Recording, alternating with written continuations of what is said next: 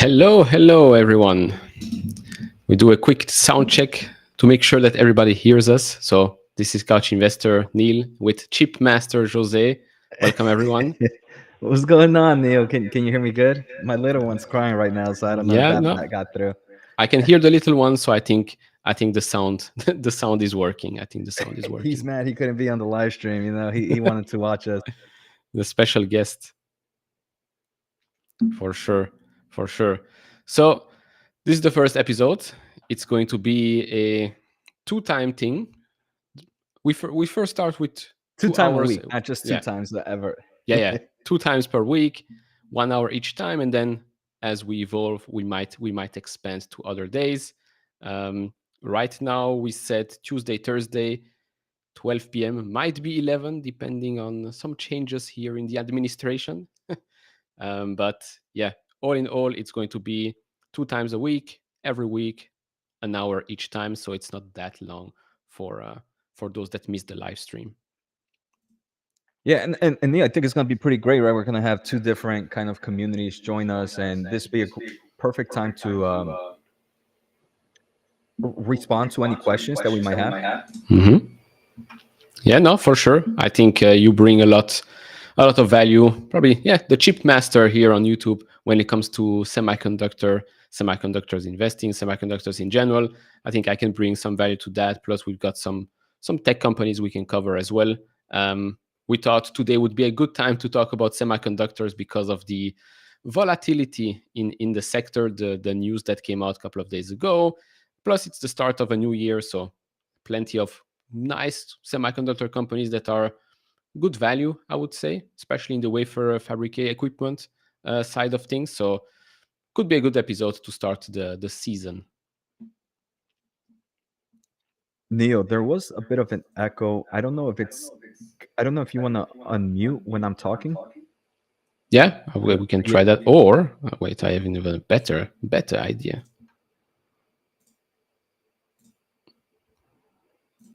Voilà. Should be better. If we do like this. Testing, echo. Better? Yeah, I think so. I don't hear myself anymore. And I hopefully chat can respond to make sure like echo is gone. But yeah, Neil, this is pretty good. I mean, you even have like a little banner going on. I think professional here. Yeah, to be honest, I only found out yesterday that we can do these types of things like the banners. For example, free daily newsletter, whatthechipHappened.com. It's high tech here. The production is worth billions of dollars. Exactly. We got the $1 trillion studio here, not the billion or $1 million studio. Exactly, we got $1 trillion. Exactly. All right, Neil. So I don't know if there's any questions that the community might want to jump into. Any topics you want to start off with, Neil? I know obviously the title we a lot of stuff has been happening to semiconductor markets, at least in AI stocks, especially in the past 2 days. Anything you want to jump into first? Yeah, I think we could start off with basically the semiconductor sentiment right now, especially after the letter from NVIDIA with the export rules. We can also talk about the weakness in AMD and maybe the focus in AMD, because 12 months ago, AMD was not really that much in focus. Today it's down another close to 2% today at $115. Seems like a lot of people are much more interested in AMD than they are in NVIDIA, believe it or not. And then we can maybe go into the ASMLs, the Lam Research, because those companies have gotten hit quite hard since the peak, let's say in March, April of last year. But it might actually be a good opportunity right now. There's a new administration coming in. Maybe export rules might change. Remains to be seen. So yeah, maybe let's start with NVIDIA. Yeah, I mean, and NVIDIA has had a lot of announcements in these past few weeks. I mean, we just came out of CES, right, Neil? And to be honest, usually these CES, and whenever NVIDIA talks, I feel is very boring. I feel everybody every day wants something new.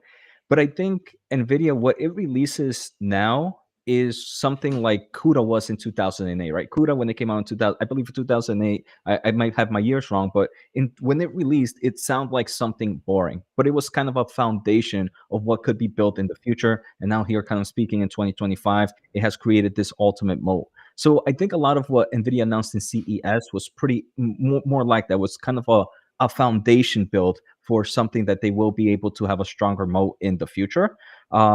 I did enjoy their digits CPU GPU combo product. But and anything you really enjoyed out of CES, Neil, from NVIDIA? Yeah, so at first when I saw that little supercomputer that you could have on your desk, I was like, ooh, that's going to destroy a couple of billions of dollars worth for the rest, for AMD, for Intel. But then when you start digging a little bit more, it's it's not there yet. It's not there yet. It has to be accompanied by your own PC because that's Linux based. So it's not going to be for everyone. Although there are a lot of students, a lot of analysts around the globe that could definitely use that device. It's also not the cheapest one out there, but then again, NVIDIA GPUs haven't been cheap either in the last couple of years. So yeah, it was quite interesting. Cosmos was interesting as well. Me with NVIDIA, although I'm not an investor because I'm stupid, but I've always been very, very interested. From the first time they mentioned it, it was Omniverse. Everything that had to do with Omniverse to me was just, yeah, I mean, it makes sense. It's a no-brainer. It's easy. I mean, easy to scale up. Lots of companies are going to just catch on to that, use their system, use their data sets. And yeah, every time they talk about that, they talk about digital twins, avatars, and all that ecosystem, NIMS. It's yeah, it makes you think. It makes you think how far this thing will go, and still how early we are right now, right? Because we've been talking about this for a while, so maybe we think, oh, we're already near the peak. But when you actually look at things, when we look at our day-to-day lives, actually, it's we're not that much further than we were a year, 2 years ago. Yeah, Mhm. we now have LLMs here and there, but technically speaking, I still don't have a robot here. I don't have a digital avatar or anything like that. Yeah, so we're still quite early, especially in the commercial adoption, let's say. I agree, Neil. I think I'm gonna be finally happy, and I'm gonna just once we have a robot that can cook for me, I think that would be the greatest thing ever. Cook, clean, fold the sheets. That's the worst. So Neil, yeah, definitely. I mean, yesterday we got hit with some more regulations for the AI market. And this is something that I think we've kind of seen coming. I think a lot of articles and a lot of news presses have kind of rumored that this was going to happen Hmm. sooner than later. So it does seem like the market was prepared. And excuse me, of course, when I'm doing live stream, everybody decides to do something outside. So I don't know if you can hear that in the background, but Nvidia stock reaction to me yesterday, it wasn't down as much. I mean, I think the market to somewhat is expecting these regulations to not really go through. It's going to Hmm. take about $120 days before they actually go into effect. And it seems like the market is pricing that the Trump administration might either reverse this or change them in the whole completely route. Yeah, no, I agree. I've said that as well. I think when we look at it, it's 120 days, could be overturned, and I don't know how it works in the US with these types of things. Maybe it can be overturned, maybe you have to pass some stuff, I don't know. But I do feel like 12 months from now, most of the exports regulations are going to be reduced. Not all of them, because there are still something that are probably very, very important for national security, but all of these companies that have been hit quite hard, ASML, Lam Research, those companies where revenue from China was over 40%, I think they will do much better because the export rules are going to basically go away. Not all of them, but most of them. That's just my prediction. Yeah, and it's pretty interesting because these regulations, the way other companies are reporting it, I mean, we saw Oracle also made like a blog report. Hmm. I think Microsoft, they preemptively last week announced a blog as well. And OpenAI yesterday kind of released their blueprint to economics. Funny for them to write something like that, right? But they also kind of discuss it a little bit that I- it seems obviously businesses are going to say these regulations are going to hurt them, and it's going to push the main thing that these companies are saying that if regulations keep getting harder and harder or stronger, then other companies, instead of investing in AI infrastructure from American companies, they're going to go to maybe the Chinese player, which is very similar to what we saw in the telecommunication market in Yep. in the 2000s. And I think Microsoft, while you might agree or disagree with it, I think Microsoft did a really good job in their blog report of explaining how this has similarities to what happened in the 2000s. Yeah, no, I agree. I understand most people that will say, oh, but they're saying this because it will hurt their business if there are export rules, etc., which is true. But then again, you would like to have a freer market, right? You would like to, for these American companies to be able to operate freely. Not, oh, you're connected to this, you're connected to that. Sorry, we can't. We can't. So we're losing out. And it's not like the other side is standing still. We've seen the CEO of Perplexity say that some AI models out of China are actually leading, even without all of the best chips and equipments out there. So that's quite scary if they can do that without, let's say, American technology. So yeah, it's not like, oh, the export rules are working. Well, technically they're not really working, because if that were the case, well, China would have been behind by quite a lot. Yeah, and these regulations, some of the things that they also discussed is if you are a cloud provider, you also can only have certain percentage of your compute power out of the United States, which obviously in a top level overview right now, it seems amazing for the United States market. But if these companies that are in theory could benefit from this are still kind of fighting, I think there's obviously both in any discussion, there's always there's always two different stories, and both could be right, and there has to be somewhat of a middle. So I'm pretty sure eventually we're going to get to that middle, but it's going to Mhm. create a nice amount of volatility, at least here in the AI space, for either big tech players and especially for chip companies like NVIDIA.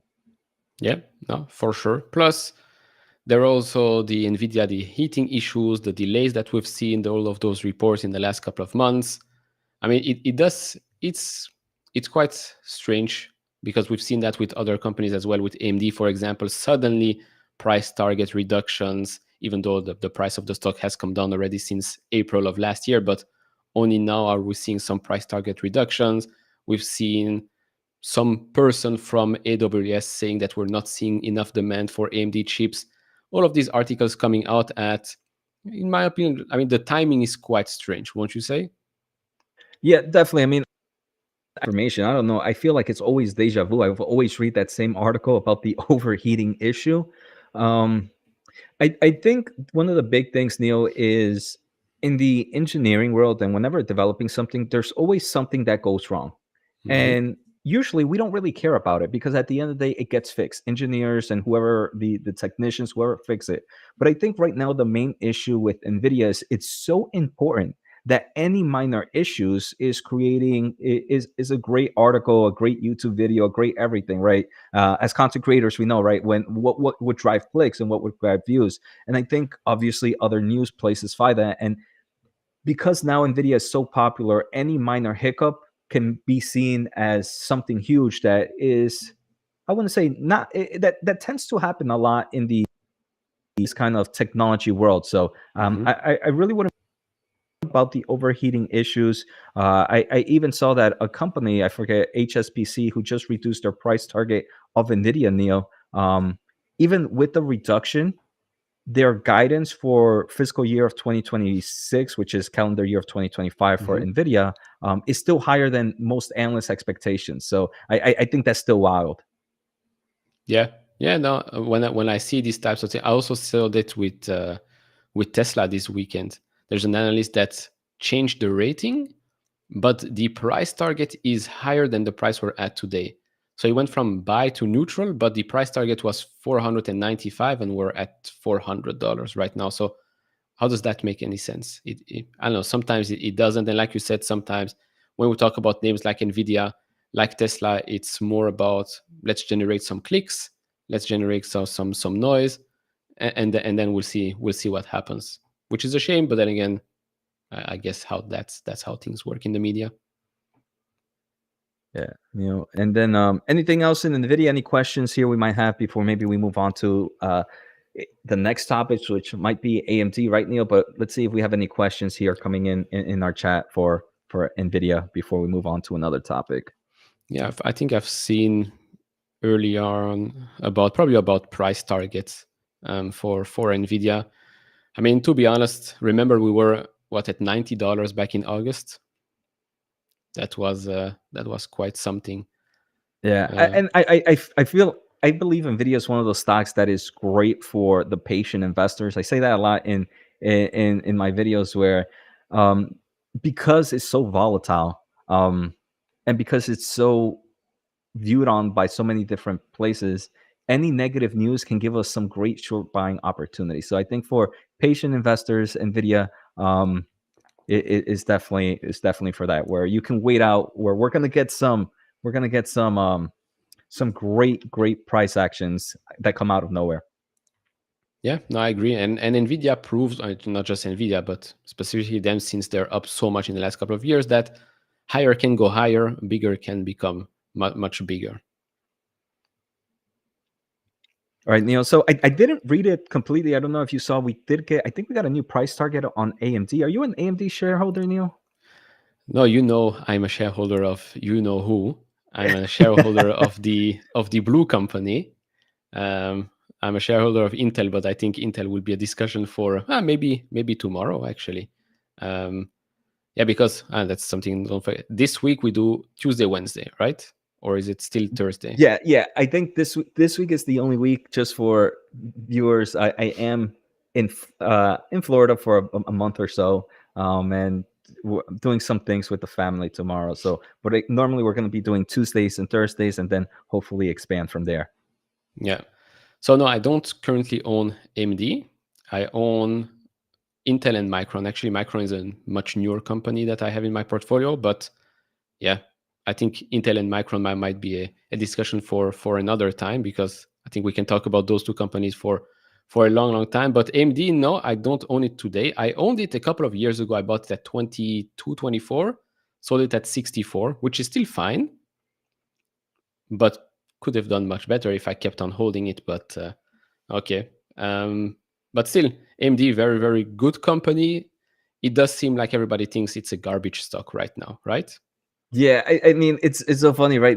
I created kind of like this NVIDIA channel on my side, and anytime I mention anything about AMD, I get all my main viewers calling me, saying I'm wrong about this. And I try to make the point, Neil, that I don't think AMD is the next NVIDIA. I by no means Mm-hmm. consider that. I don't consider AMD a threat to NVIDIA. But I think two things could be right. I think NVIDIA can continue to dominate, but this market can also grow at such a rate that even players that aren't winning market share can still grow in market revenue, right? Because if you in a market that's growing bigger and bigger, even if you lose percentage share, you can theoretically still grow in revenue as long Mm-hmm. as that market continues to grow. And I think that's what we're going to be for NVIDIA, for AMD. I think in AMD you have the main bullish case is that this is the next NVIDIA. Again, I don't believe that's the case, but I believe they can get the small crumbs of this AI market and still benefit. And one of my favorite things, Neil, about AMD is they are diversified. Where for NVIDIA, excuse my language, you need to have balls of steels that the AI market is here. It's here. If you don't believe the AI market is here, then in theory you shouldn't be investing in NVIDIA, because that's what matters for the stock, for AI to continue to innovate, for AI to continue to invest heavily, for big tech to continue to invest heavily. Because if you don't believe that's the case, then NVIDIA is not gonna be this $1 trillion company that it is, $3 trillion company that it is. For AMD, I don't think you need to have that mindset. I think you could say, hey, look, the AI market could be real, but it can also benefit from CPU market. It can still benefit from the embedded market. It can still benefit from custom chip market in the gaming space, because all those revenues are still somewhat heavily impacted, that they're still double digits,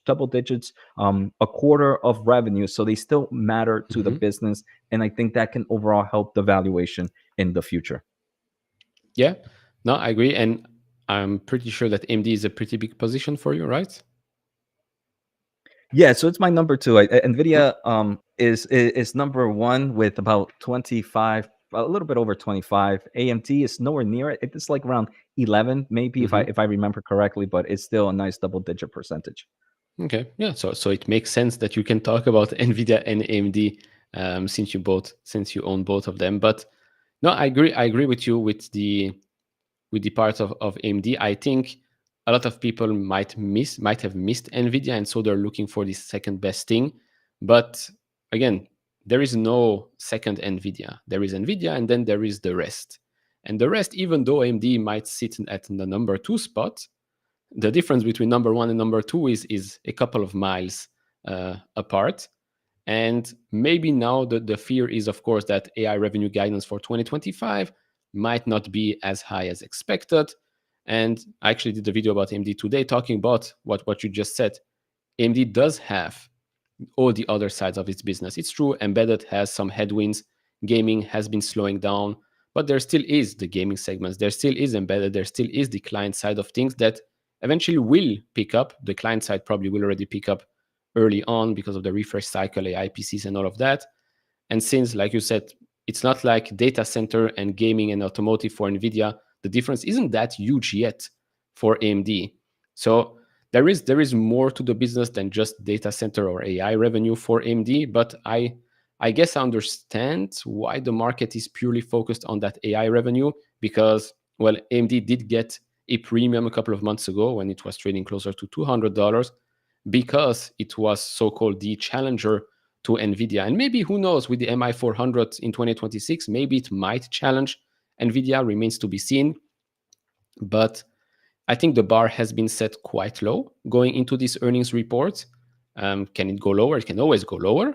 But I think it's much better to be at around $115 going into this next earnings report with a lot of, let's go, unknowns than going into it at $200 or $180.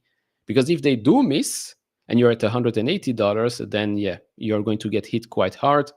With a, let's say, small AI revenue miss in guidance, maybe the explanation during the earnings call might be good enough to keep the stock above 100, 110 or so. Yeah. Yeah. And Neil, I think that's the biggest bearish flag for AMD right now is their demand for the MI300 and MI325 is not going to be high. And I think maybe this year might be weak for AMD because of that. It's all about the AI market. And I don't know if you, Neil, or maybe the viewers, there's this really great semiconductor analyst, semi analysis. They have a really great blog, and they actually did an article a few weeks ago Yep. of how NVIDIA is so much better than AMD in training workloads. And it was insane because I hear so many AMD investors saying that, look, the software market from AMD is so close to NVIDIA. But looking at that analysis, you see it's nowhere near. Like Yep. there's nowhere AMD is catching into NVIDIA in forms of software. The amount of resources that NVIDIA gives to its engineers is insane compared to the amount of resources AMD gives to its engineers. So again, I just want to preface or just finish off by saying that I don't believe AMD is the next NVIDIA, but I believe as a valuation is sitting attractive, and there's definitely a nice amount of opportunities. So let's see. Are there any questions here, Neil, that I haven't really been looking that maybe we can answer? There is the latest one here. And by the way, I agree with you. CUDA versus ROCm, there is a huge difference. And I think that's a big focus from the SEM analysis that they did. They did talk about Lisa Su as well. And hopefully they'll improve because, yeah, if they can improve the software side of things at AMD, I think we're going to see some accelerated growth. But then again, software issues at AMD have been going on for quite a while. So it's not always about the hardware. It's, in this case, definitely about the software. All right, Neil. Do you have any thoughts here, Neil, on Broadcom versus NVIDIA, or want me to jump in first? And do you own any of these? Do you own Broadcom? We know you already don't own NVIDIA. Any thoughts on Broadcom? I like the company very much. I should have bought at 130 when it did dip a couple of months ago, but can't buy them all, right? You can't buy them all, but I think Broadcom is very well positioned. It's not the same as NVIDIA and AMD and all of those players because Broadcom can benefit from multiple trends. And again, with the acquisition of VMware, it wasn't a cheap one, but they've been buying very intelligently over the last decade. And it's probably one of the only companies that can make that many acquisitions, big ones as well, and actually be successful, right? It's a tremendous business, tremendous leadership. And yeah, to say Broadcom or NVIDIA, I don't know. It's different types of companies, right? Yeah, definitely, for sure. I mean, I agree, Neil. When I first heard of Broadcom going to purchase VMware, I'm like, yo, this is a huge company that they're buying. Like, and the synergies that they're done are really great. I think right now the market is getting a little too excited about ASIC solutions. I do believe there's a growth opportunity for ASIC as we have all big tech players developing their own AI Hmm. chips. Their biggest customer for Broadcom is Google, and let me say, if I was to bet for one, if I was to bet for one cloud server provider to dominate the market, I think it would be Google, Neil, because of how well they are at not only building chips, but they were one of the first to really kind of do stuff with the AI market. With I forget what was their kind of transformer that they used. The name is leaving me, but they were also one to really be good at building systems, like to be able to put their ASICs into these massive supercomputers and build the huge rack systems. I don't think anyone does it as good as Google. So I really do enjoy them. For Broadcom, though, they have a lot of growth opportunities, right? They have their optics, then they have the ASIC market. But I think the ASIC market is getting a little too overexcited. At the end of the day, Neil, there's really nothing stopping NVIDIA or AMD to saying, hey, look, you guys are playing in the ASIC field. We can actually play in this field too if we wanted to. But I think Broadcom and all these other players playing in the ASIC field can't really enter the AI GPU market as easily as what I mentioned, AMD and NVIDIA Hmm. doing with the ASIC space. Yeah. Before saying what I want to say, what do you think about SMCI? To me, it's at this current state, Neil. It's a gamble, right? This is a stock that if you're talking about in a stock price point, it's a stock that's going to move on any news with its press release and its Hmm. regulations and its thing, whatever releases. So to me, it's a gamble for now until we really get those final answers. And right now, if you're buying into SMCI, you're buying in hopings that everything goes well with all their releases and financial data. Yeah, no, I agree. Which they still have just over a month to do so, so they're cutting it quite close. But I'd want to touch real quick on ARM because I've seen a report that ARM might actually start, well, going into markets that their clients are in. And you said it with Broadcom and NVIDIA and AMD hurting Broadcom's business. What are the chances that ARM might start competing with its own customers? Oh man, I haven't read those.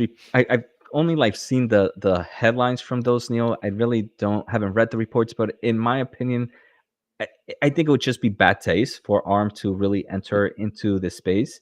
I think it would make more sense for ARM to, if they are developing, sometimes there's truth to this, right? Sometimes Hmm. they might just be developing their own stuff just for research and development to kind of increase the overall IP portfolio. I think that's what might be happening. And I would be hopeful. I'm not an ARM shareholder, but I would be hopeful that's the way they're going to go because then they can even charge maybe even um, more money, more royalties, more licensing fees as they continue to increase their research and development. The other thing is, I know ARM has kind of this complete compute system stack where they already kind of have a lot of the built-in chips for you. So I wonder if it's also part of that system as well. If I was an ARM investor, I really wouldn't want them to enter in their own market into developing their own chips and consuming it because I think that would definitely be bad taste for a lot of their customers.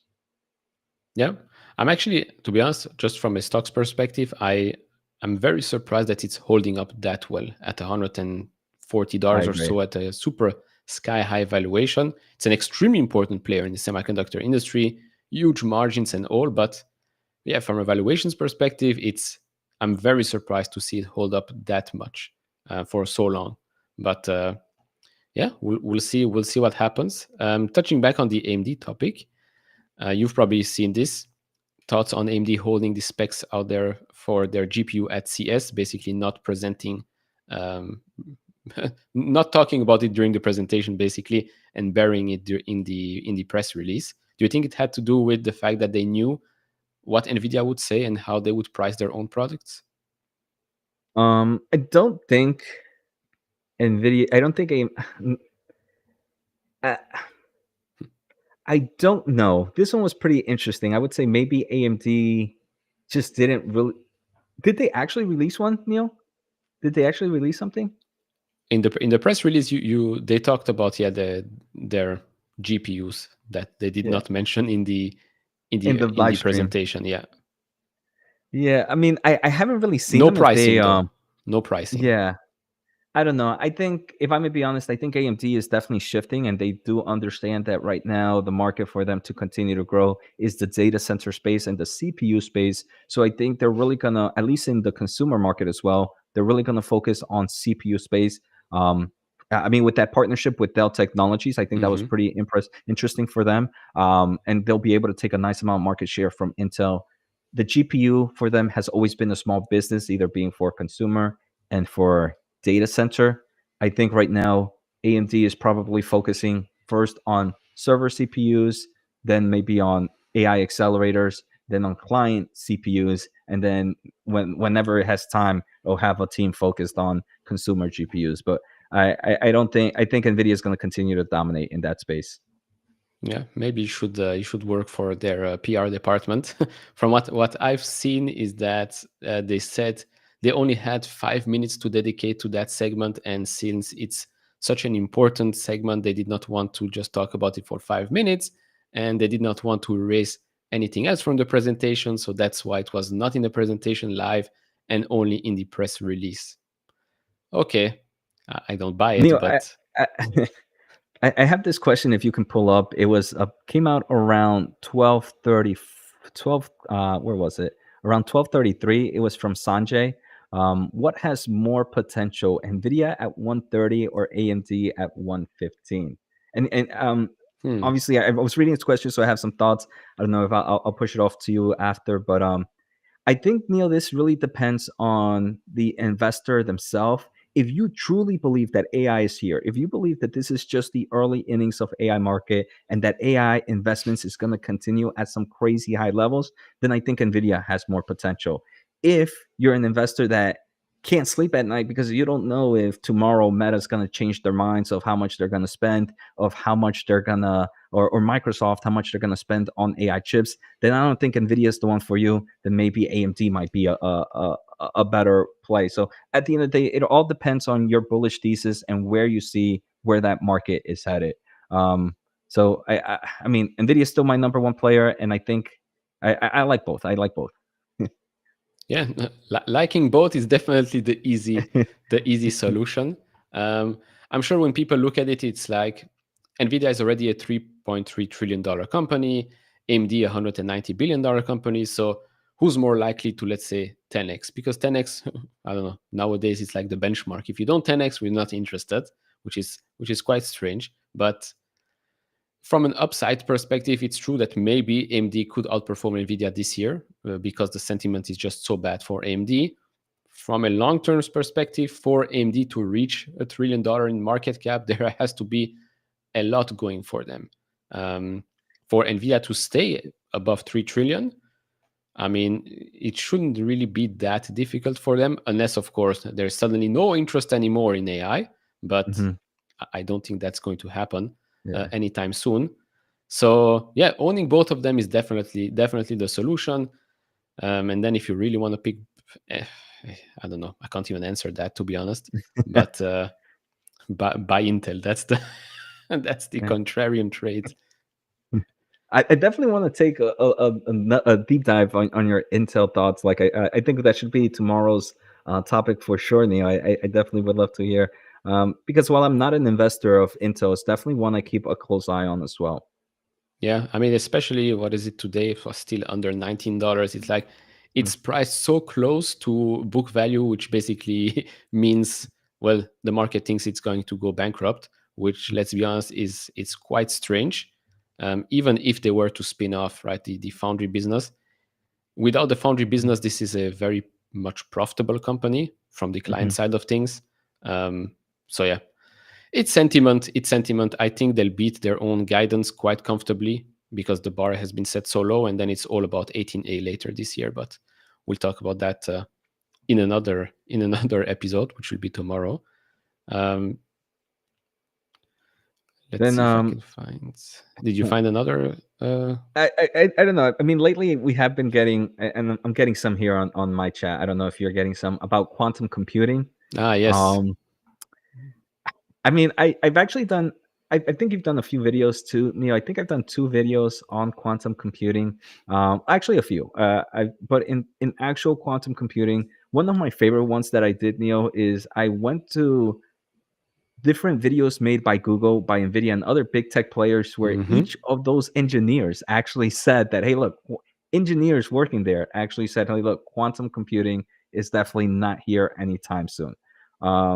So I think there's a difference between, does quantum computing or is already have use cases right now, and it does seem like they do, between, and there's a difference between, is quantum computing able to expand to some crazy use cases that every company in the world would need right now. And I don't think we're there yet. While there are companies that I believe are using them for specialized workloads or specialized things, I don't think this is a market um, I'm gonna want to invest anytime soon. And there's so many fears that, and NVIDIA and Jensen kind of are fearful of quantum computing. Again, I wouldn't buy that.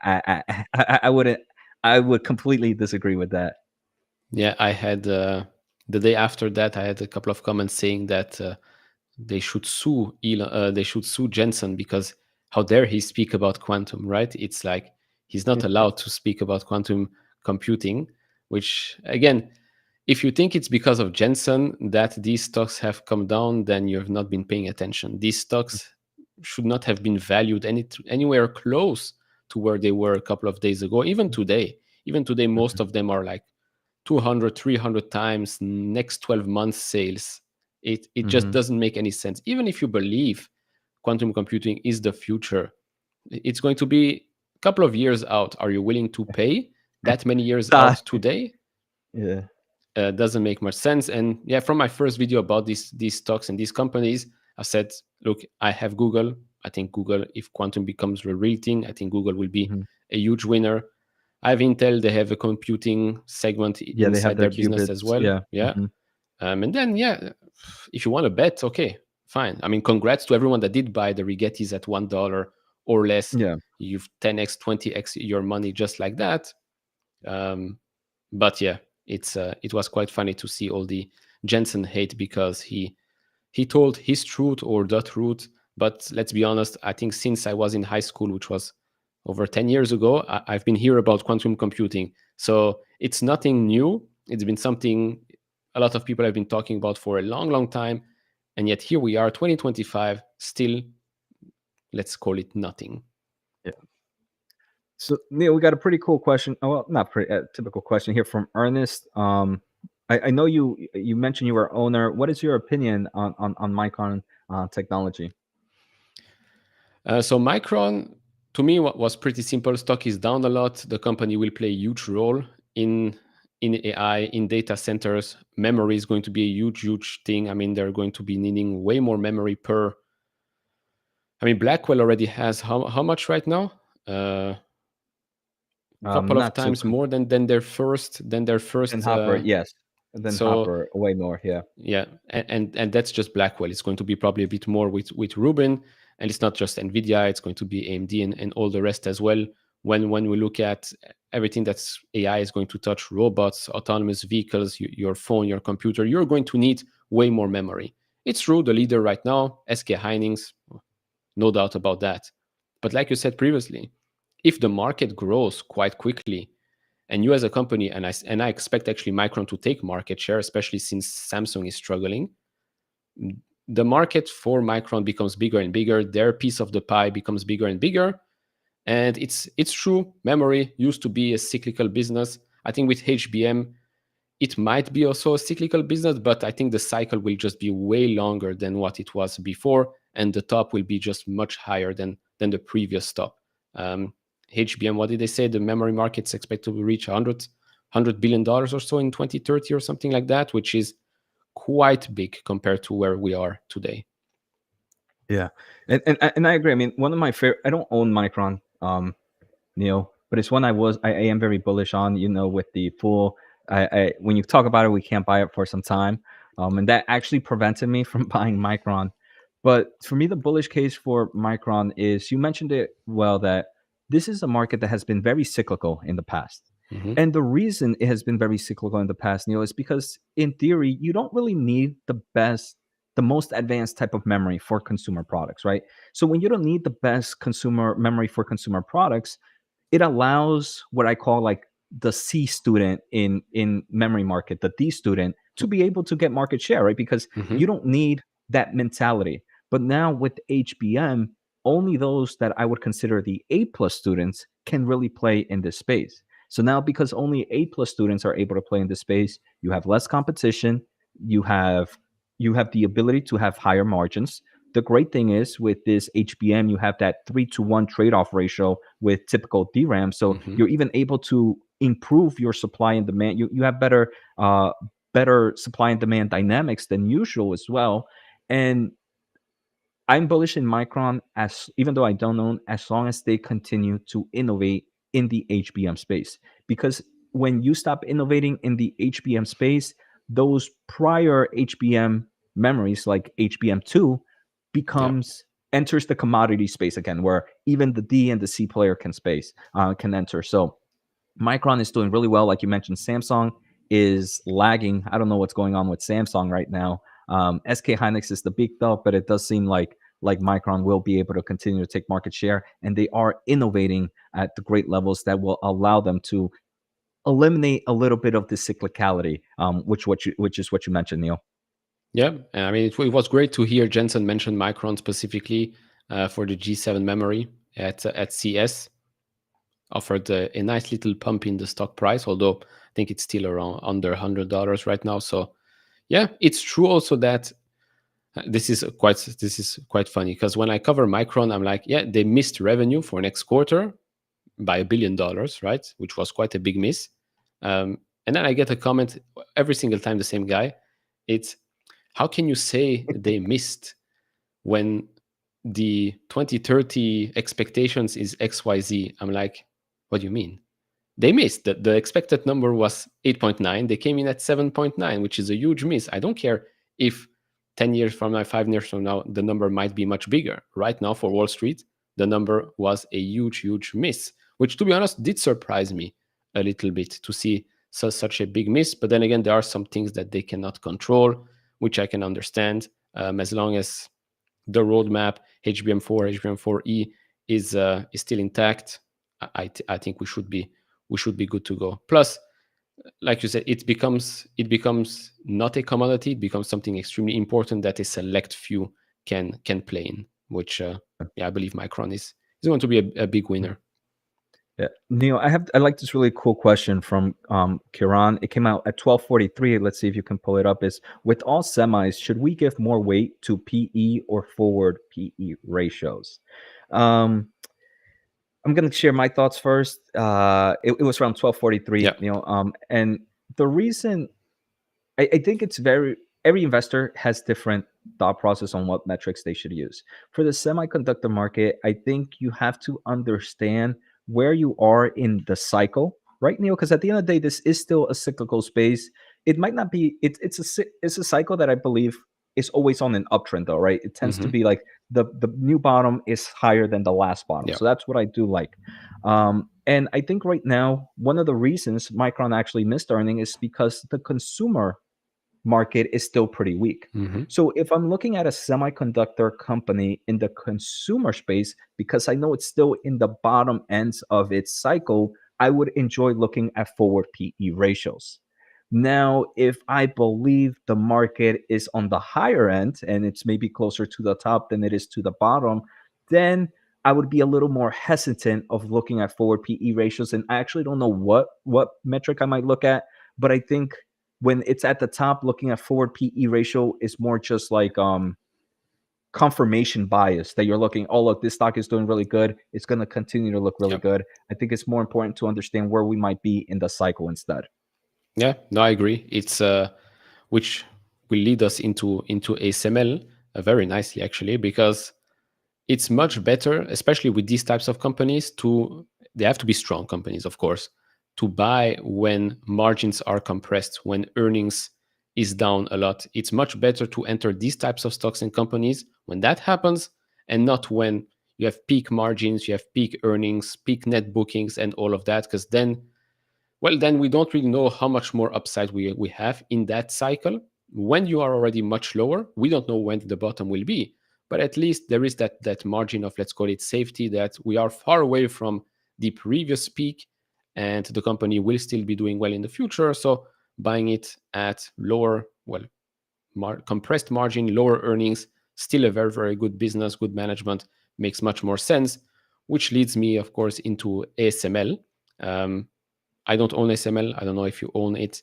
But ASML is also one of those types of companies where stock got hit, makes sense. Net bookings came down. They told us that the recovery in 2025 is not going to happen as fast as previously expected. But since it's ASML, since it's still, let's call it, a monopoly, I think now, same with other equipment makers, I think that could be a very, very good opportunity. Like the Lam Research, the Applied Materials, and all of that, I think are also very, very good options. So yeah, would love to hear your thoughts, and maybe if someone has a question, they could add that to the chat. Yeah, definitely, Neil. Very similar to you, Neil. I do believe the semiconductor equipment market is right now undervalued. This is one of the markets I'm pretty excited about. I want to say one of the great things about being an investor is the money, at least on my personal life, is the money I put in here in my portfolio is money I really don't care about anytime Mm-hmm. soon. So I don't know if 2025 is going to be the year of semiconductor equipment players, but I do believe there's tailwinds in this space. I believe in the next, either this year or next year, we are going to see some great price reactions on the stock. So for me, this is the time when I'm accumulating shares in the semiconductor equipment space.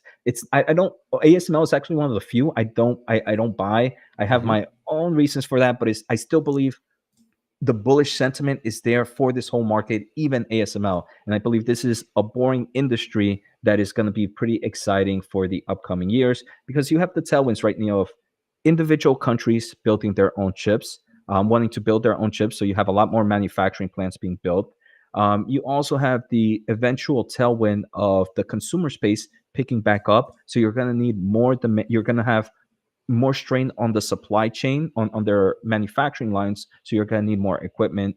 Advanced packaging is still very, very small, and we're seeing TSMC and all these other players invest in things like advanced packaging. And you also have this new manufacturing phase, as we go below 2 nanometers in chip manufacturing, Yeah. that is going to kind of push a refresh cycle, to say the least, on the equipment space. So I see a lot of tailwinds. Now I don't have the crystal ball to tell me when that's going to happen. So right now I'm just gladly accumulating while maybe the stocks continue to get hit. Any specific names you are targeting? In forms of the big, maybe the reason I don't like I don't buy ASML is because it's already a big player. Mm-hmm. I like Lam Research a lot, Neil. Yeah. It does things in the etching space. It also has a lot of customer relations with the memory market, which I'm Mm-hmm. bullish in right now. So in the big caps, Lam Research. Then I do own a lot in the smaller caps. Let's not say smaller caps, 10 billions and below. Onto, which is great for Yeah. metrology. You also have Camtech there, Bessie Semiconductor. A lot of those stocks that are in that $10 billion, I believe, can benefit dramatically from advanced packaging, from metrology, and just all these advancements we're seeing in this industry. Okay, no, makes sense. Makes sense. Yeah, Lam is the one that if I would open a position, it's probably Lam or ASML, because I mean they're growing still quite respectably. Forward PE, in this case, there's a forward PE is still what, in the 20s, low 20s, pays, I think, a small dividend. So yeah, it's one of those quality names that should definitely be on the list if you're looking for these types of semiconductor players, for sure. Yeah, and Greg here, one that I really do enjoy, but this one is a very small company. Neil, it's below $1 billion. It just took a hit. Is Air Mm-hmm. Test Yeah, I saw. Systems. Air Test System. One There's two markets, Neil, that I'm very bullish on in the semiconductor space in forms of where the valuation is right now and where there's growth potential. The first one, like I mentioned, Neil, was the semiconductor equipment space. The Hmm. second is companies that deal with the automotive market, because right now we're still very weak in the automotive space. But the chips that are used in automotive can also be used in other things, like those power solutions can be used in AI servers. They can be used in robotics if we start to kind of move into those robotics market. So Air Test System is one that provides kind of testing equipments for that industry or chips used in that industry. Right now, their core value, their core revenue is down because the automotive market is down. So again, I don't know when this would turn around, but I see so much tailwind in this space that I don't mind sitting in dead money right now as I accumulate shares, and then eventually I get to see, I'm happy I bought at those levels, even though it was quiet for some time. Yeah, I see. It's a company. I mean, I know about the company. I didn't know the market cap was so it's under $500 million. It has a quite high short interest. I see here, 21%, which is quite interesting for a semiconductor player. But yeah, definitely sometimes it's worth being a bag holder to then have multiple bags of gold. Makes total sense. Makes total sense. Um, there is Rio Oliveira here with the question: Qualcomm or Marvell? I know we talked a year ago. We talked about Oracle being a very good play that's going under the radar. You then talked about Marvell, and Marvell has been going under the radar for a long time, and then suddenly, puff, popped up. Um, Qualcomm is another company with, I think, insane strength, although they have seen some weakness as well. They won a lawsuit against ARM more recently. Um, so to me, yeah, to me, it's again two different types of companies: Marvell, Qualcomm. Qualcomm more, let's call it customer centric, more, yeah, I would call it customer centric. Marvell not so much, which is an advantage, let's say, because they don't really care. I mean, they care, but they care less if you buy this phone or that phone. That's not really their business. Two very very strong businesses. So yeah, again, if I had to choose, me personally, I'll probably go with Qualcomm, but that's just because I like the company, I like the businesses inside of Qualcomm. Um, but I'm sure you will probably pick Marvell if I'm correct. I do like Marvel in long term of things, but I don't know which one I would choose between the two right now, Neil. I think, like I mentioned earlier, I think the ASIC market is getting a little too overexcited, which I personally am not adding new money to Marvel. Hmm. And if I had Broadcom, the same story. I wouldn't add new money to the ASIC market, as I believe we're pricing in a lot of kind of growth right now. Obviously, for those players, you have kind of the networking solutions that are very important, the optic solutions that go in all these data centers, which can benefit from them. Qualcomm,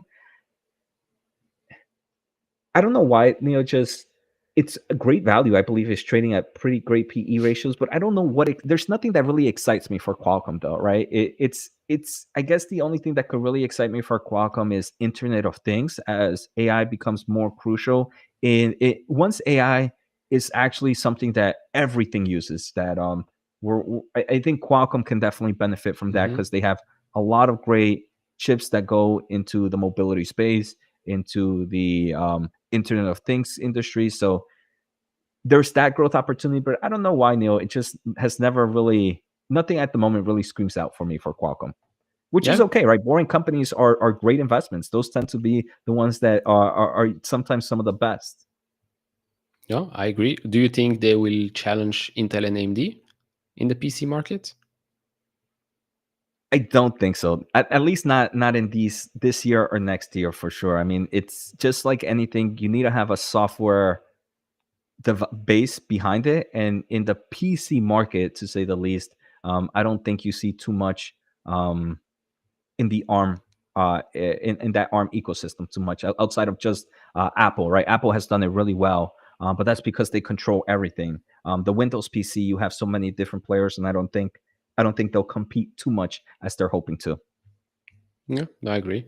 I like the position that they're in, like you said, automotive, Internet of Things, AR, VR, smartphones, and all of that. I think is especially AR, VR. I think that's going to be quite big in the future, and I think they're well positioned uh, with that. But then again, there are many companies. Not every company you should buy or own.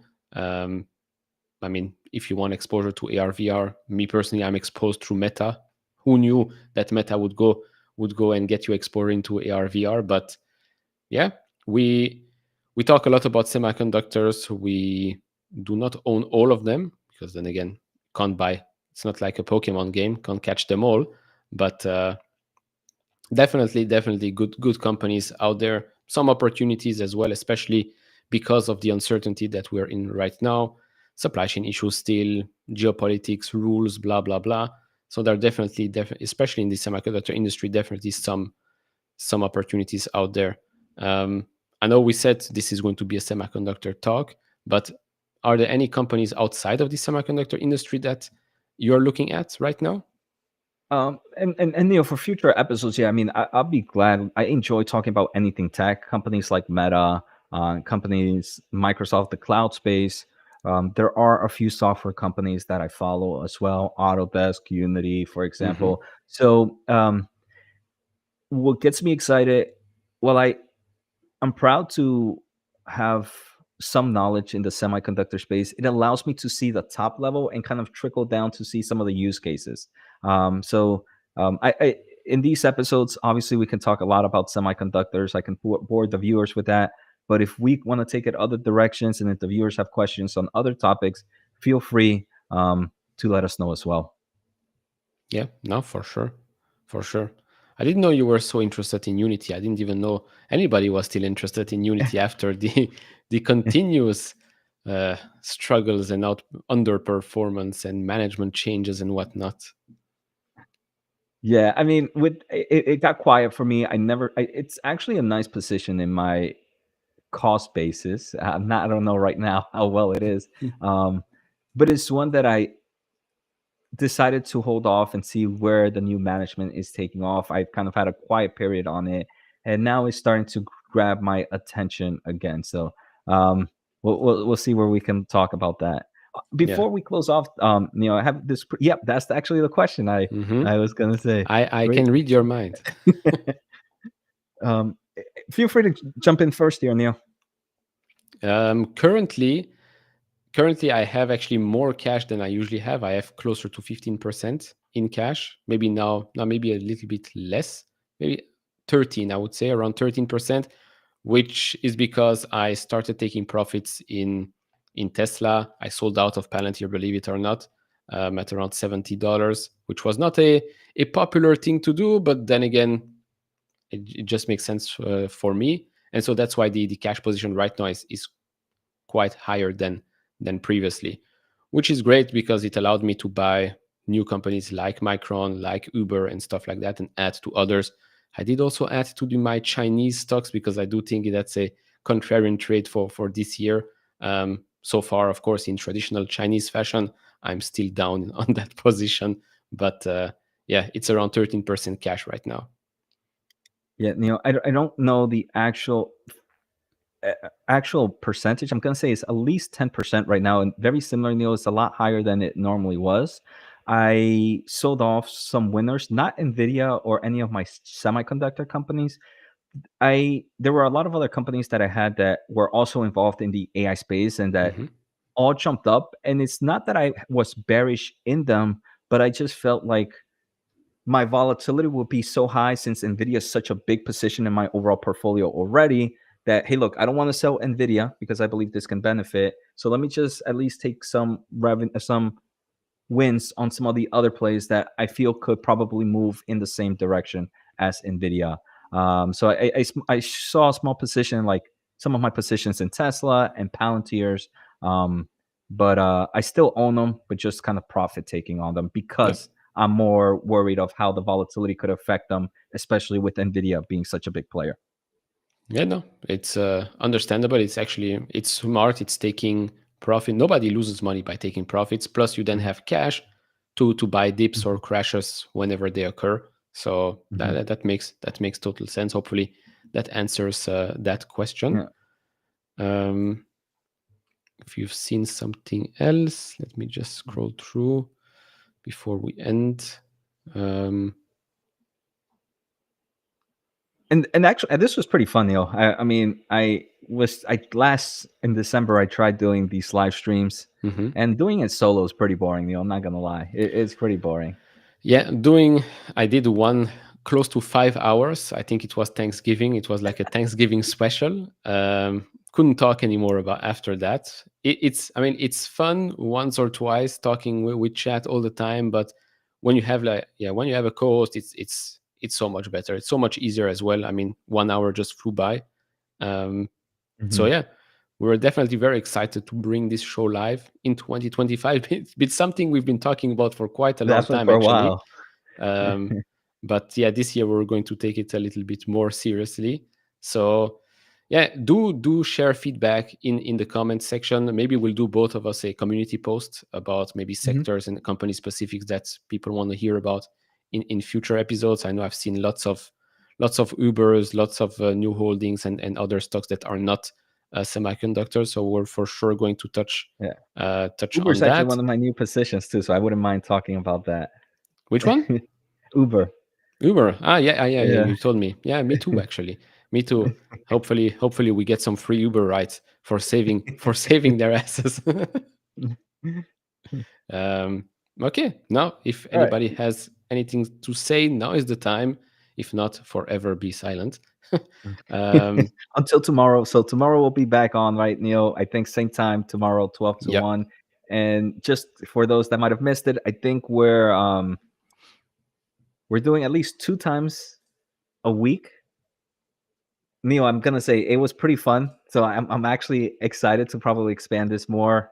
I am in Florida for a month, so I really would want to keep it for 2 times a week. But I think once I go back home, I think we can definitely expand this even further. Yeah, no, for sure. All the links are in the description. Jose's channel, newsletter, all the links are affiliate links and all of that, or in the description. And sometimes you might even find them flying around just like this at the bottom of the screen, but all of them will be in the description. So that will be much easier for everyone. So yeah, And thank you all for joining the first episode. And I guess we'll see you tomorrow